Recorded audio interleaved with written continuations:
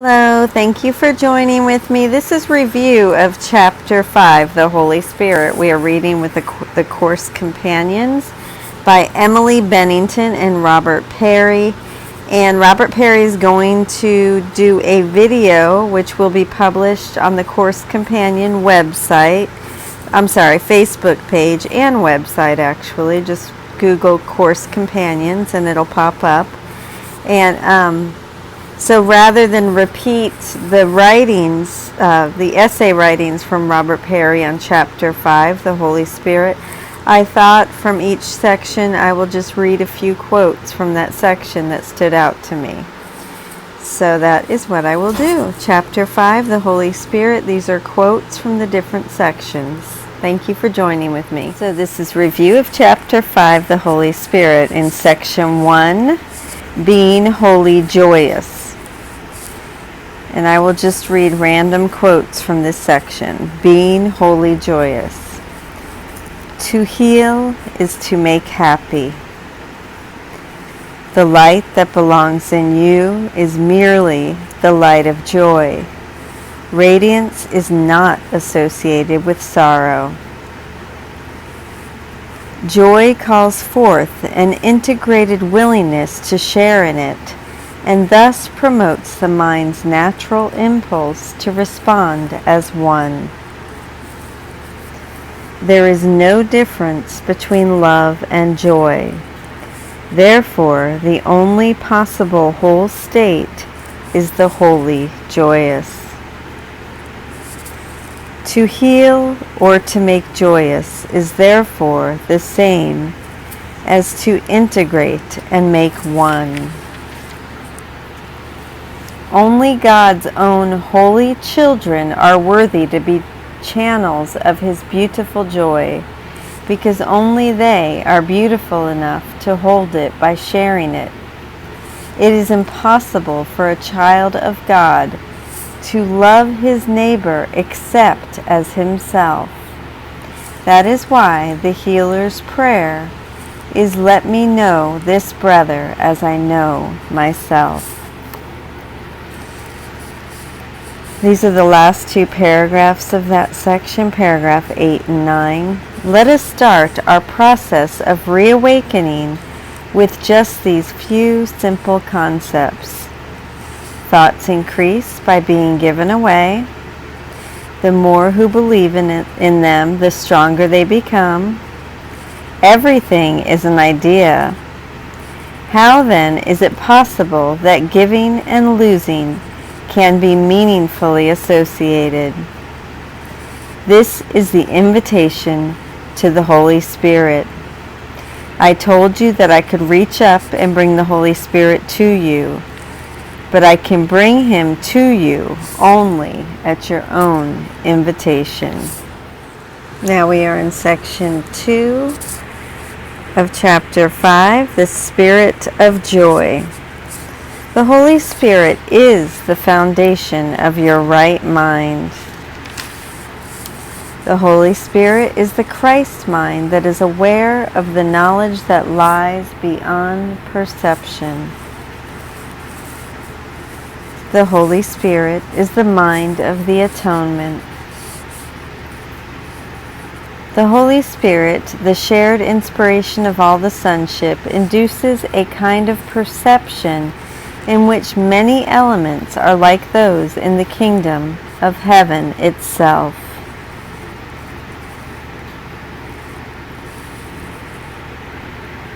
Healing is not creating, it is reparation. The Holy Spirit promotes healing by looking beyond it to what the children of God were before healing was needed and will be when they have been healed. The Holy Spirit is the motivation for miracle-mindedness, the will to heal the separation by letting it go. The Holy Spirit is the Spirit of joy. He is the call to return with which God blessed the minds of the separated sons. This is the vocation of the mind. The atonement and the separation began at the same time. When you made the ego, God placed in you the call of joy. This call is so strong that the ego always dissolves at its sound. That is why you can choose to listen to two voices within you. One you made yourself, and that one is not of God, but the other is given you by God, who asks you only listen to it. The voice of the Holy Spirit is the call to atonement, or the restoration of the integrity of the mind. When the atonement is complete and the whole sonship is healed, there will be no call to return. But what God creates is eternal. The Holy Spirit will remain with the sons of God to bless their creations and keep them in the light of joy. And lastly, this is the last paragraph of section 2. You are the kingdom of heaven, but you have let the belief in darkness enter your mind, and so you need a new light. The Holy Spirit is the radiance that you must allow to banish the idea of darkness. He is the glory before which dissociation falls away, and the kingdom of heaven breaks through into its own.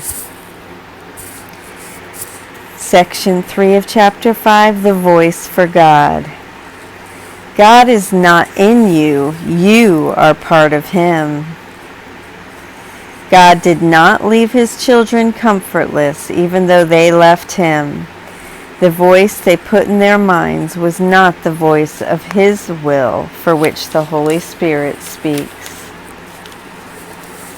The voice of the Holy Spirit does not command because it is incapable of arrogance.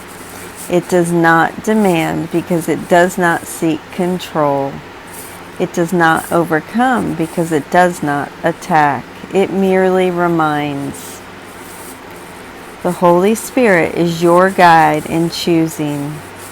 He is in the part of your mind which always speaks for the right choice because He speaks for God.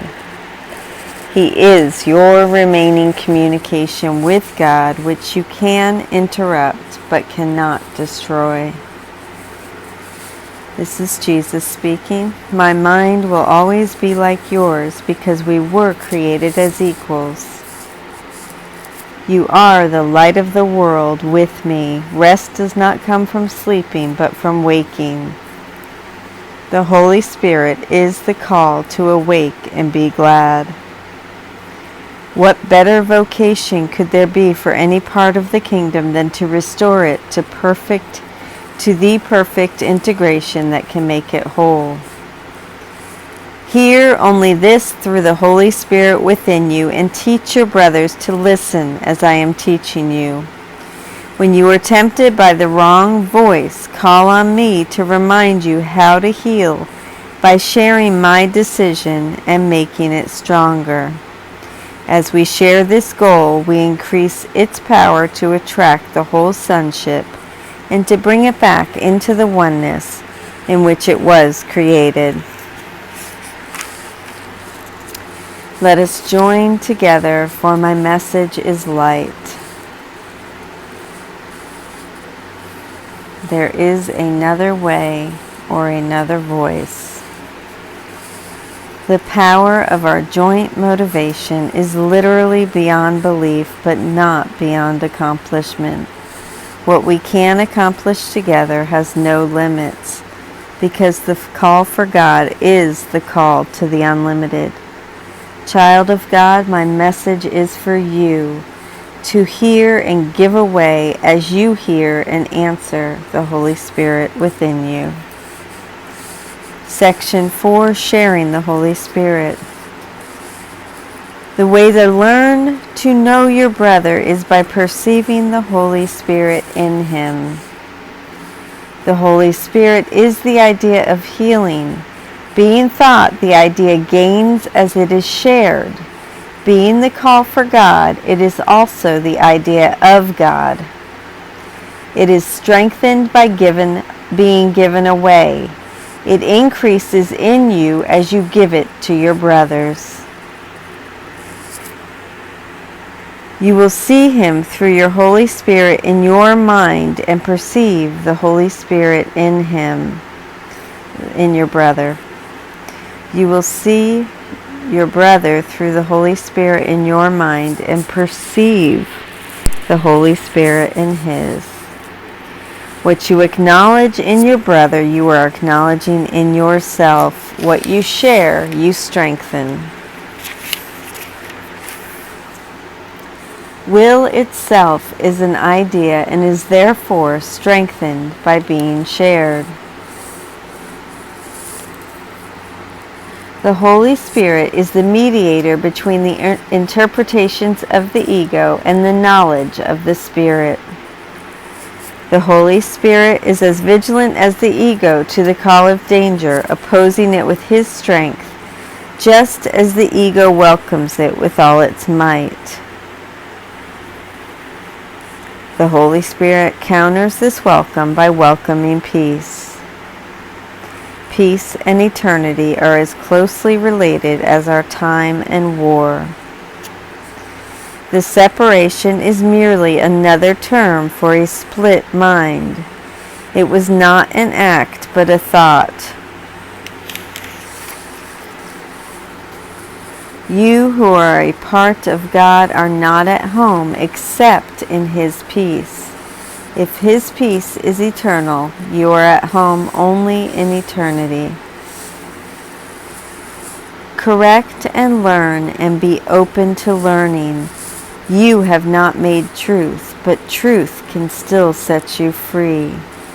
Look as the Holy Spirit looks and understand as He understands. He is your guide to salvation because He holds the remembrance of things past and to come.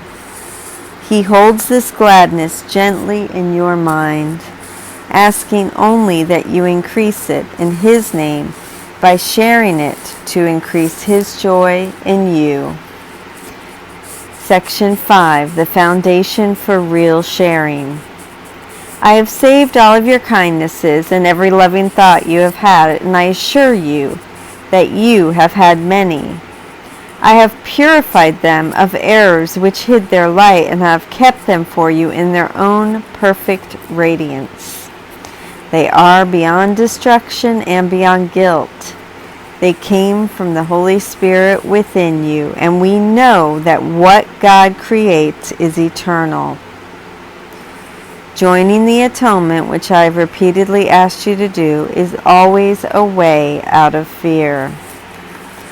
The Holy Spirit will not fail to help you reinterpret everything that you perceive as fearful and teach you that only what is loving is true. The atonement is the guarantee of the safety of the kingdom. Nothing good is lost because it comes from the Holy Spirit, the voice for creation. The concept of healthy guilt feelings has great merit, but without the concept of atonement, it lacks the healing potential it could hold. The distinction between neurotic and healthy guilt feelings has been made in terms of feelings which lead to a decision not to repeat the error, which is only part of healing. This concept therefore lacks the idea of undoing the error. What is really being advocated then is adopting a policy of sharing without a real foundation. I have come to give you the foundation so that your own thoughts can make you really free. The atonement cannot be understood except as a pure act of sharing. Every loving thought held in any part of God belongs to every part. It is shared because it is loving. Sharing is God's way of creating and also yours. You cannot learn except by teaching. Turning the other cheek does not mean that you should submit to violence without protest. It means that you cannot be hurt and do not want to show your brother anything except your wholeness. Show him that he cannot hurt you and hold nothing against him, or you hold it against yourself. The Holy Spirit atones in all of us by undoing and thus lifts the burden you have placed in your mind. As you follow him, he leads you back to God where you belong. And how can you find this way except by taking your brother with you? You will forsake yourself and your God if you forsake any of your brothers. You are more than your brother's keeper. In fact, you do not want to keep him. You must learn to see him as he is and know that he belongs to God as you do. How could you treat your brother better than by rendering unto God the ideas which are God's? It is impossible to share opposing thoughts. The atonement gives you the power of a healed mind, but the power to create is of God. Therefore, those who have been forgiven must devote themselves first to healing, because having received the idea of healing, they must give it to hold it. How can you, who are so holy, suffer? All of your past, except its beauty, is gone, and nothing is left but a blessing. You can indeed depart in peace, because I have loved you as I love myself. You go with my blessing and for my blessing. Hold it and share it, that it may always be ours. I place the peace of God in your heart and in your hands to hold and share. The heart is pure to hold it, and the hands are strong to give it. We cannot lose. My judgment is as strong as the wisdom of God, in whose heart and hands we have our being. His quiet children are his blessed sons. The thoughts of God are with you. Section 6. The ego's use of guilt. In heaven there is no guilt, because the kingdom is attained through the atonement which creates it in you. Guilt is always disruptive. Anything that engenders fear is divisive, because it obeys the law of division. Whenever you respond to your ego, you will experience guilt, and you will fear punishment. The ego is quite literally a fearful thought. Whatever you accept into your mind has reality for you. It is, however, only the acceptance which makes it real. It is perfectly possible not to accept what is in your mind. If you enthrone the ego in it, the fact that you have accepted it or allowed it to enter makes it your reality. This is because the mind, as God created it, is capable of creating reality. The guiltless mind cannot suffer. Being sane, it heals the body because it has been healed. The sane mind cannot conceive of illness because it cannot conceive of attacking anything or anyone. The Holy Spirit, like the ego, is a decision. Together they constitute all the alternatives which the mind can accept and obey. The ego and the Holy Spirit are the only choices which are open to you. God created one, and so you cannot eradicate it. You made the other, so you can.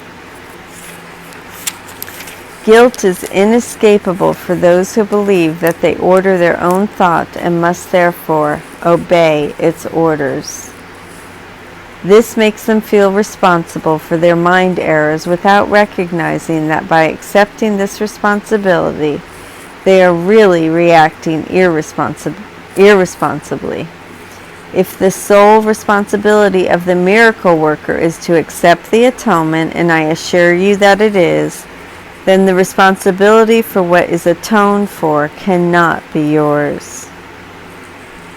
The purpose of the atonement is to save the past in purified form only. Any decision of the mind will affect both behavior and experience, and what you expect.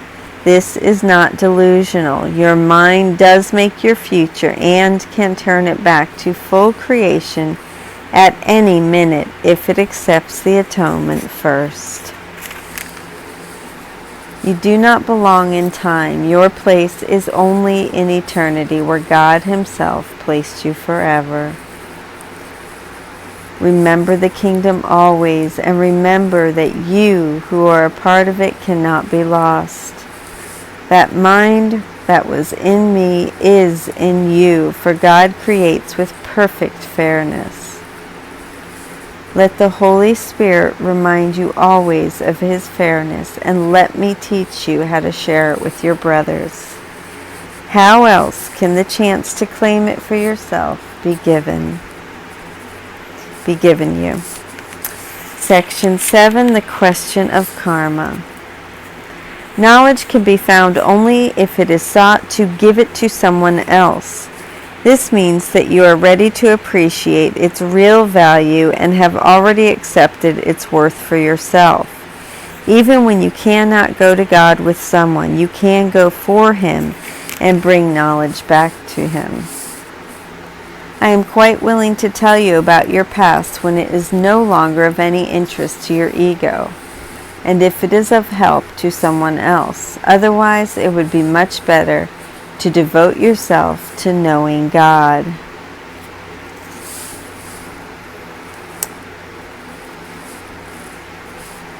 Your judgment is a real defense without any attack on truth, only when it evaluates the separation and its symbols as what they are, and enjoins the withdrawal of your belief in them. Now we are on Section 8, God's Higher Court. The ego speaks in judgment, and the Holy Spirit reverses its decisions, much as a Supreme Court has the power to reverse the lower court's decision about the laws of this world. The ego's decisions are always wrong because they are based on a complete fallacy, which they are made to uphold. As ye sow, so shall ye reap, merely means that what you believe to be worth cultivating, you will cultivate in yourself. Your judgment of what is worthy does make it worthy for you. Vengeance is mine, saith the Lord, is easily explained if you remember that ideas increase only by being shared. So this quote emphasizes the fact that vengeance cannot be shared. Give it therefore to the Holy Spirit, who will undo it in you, because it does not belong in your mind, which is a part of God. I will visit the sins of the fathers unto the third and fourth generation, as interpreted by the ego, is particularly vicious. It is used, in fact, as an attempt to guarantee the ego's survival, but beyond itself. But all this really means is that the Holy Spirit in later generations retains the power to interpret correctly what former generations had thought, and thus release their thoughts from the ability to produce fear anywhere in the sonship. The wicked shall perish is merely a statement of fact if the word perish is properly understood. Every loveless thought must be undone. Even the word undone is fearful to the ego, which interprets I am undone as I am destroyed. The ego will not be destroyed because it is part of your thought, but because it is uncreative and therefore unsharing, it will be reinterpreted entirely to release you from fear. So the part of your thought which you have given to the ego will merely return to the kingdom where your whole mind belongs. When I said I am come as a light into the world, I surely came to share this light with you. Remember the symbolic reference we made before to the ego's dark glass, and remember also that we said, do not look there. It is still true that where you look to find yourself is up to you. Appeal everything you believe gladly to God's own higher court, because it speaks for Him and therefore speaks truly. It will dismiss the case against you, however carefully you have built it. It may be foolproof, but it is not God-proof. What you need to learn now is that only infinite patience can produce So only infinite patience can produce immediate effects. This is the way in which time is exchanged for eternity. Infinite patience calls upon infinite love, and by producing results now, renders time unnecessary.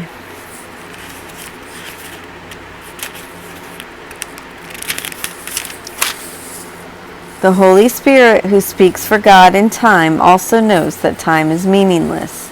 He reminds you of this in every passing moment of time, because it is His special function to return you to eternity and remain to bless your creations there. He is the only blessing you can truly give, because He is so truly blessed, and because He has been given you so freely by God. You must give Him as you received Him. Section 9, the eternal fixation. The eternal fixation, Section 9.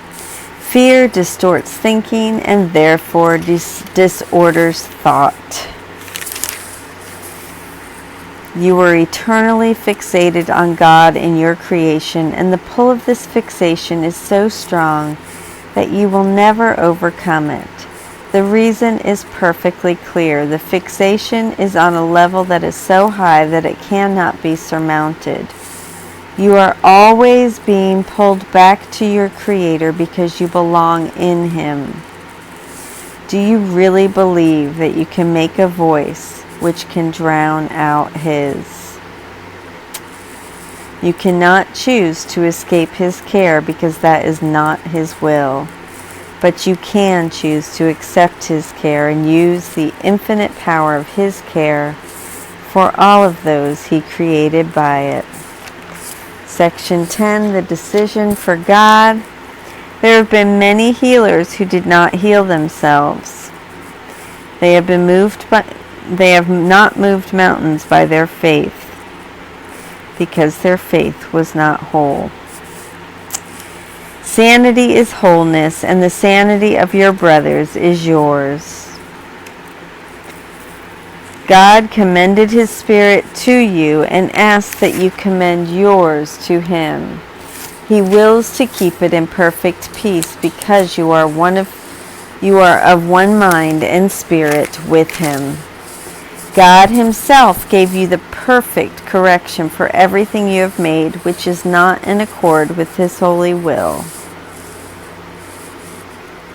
The one more thing that you must learn is merely that you are not the one more. You are both one and at one. If you will learn this now, you will be willing, in accord with the last judgment, which is really only the biblical reminder of the inevitability of self-inclusion. Let me repeat that. You are both one and at one. If you will learn this now, you will be willing, in accord with the last judgment, which is really only the biblical reminder of the inevitability of self-inclusion. And the Course sees the last judgment as a process whereby we cleanse our minds of all of our ego-based thoughts and acts, and thereby include ourselves once again in heaven. That is what physician, heal thyself really means.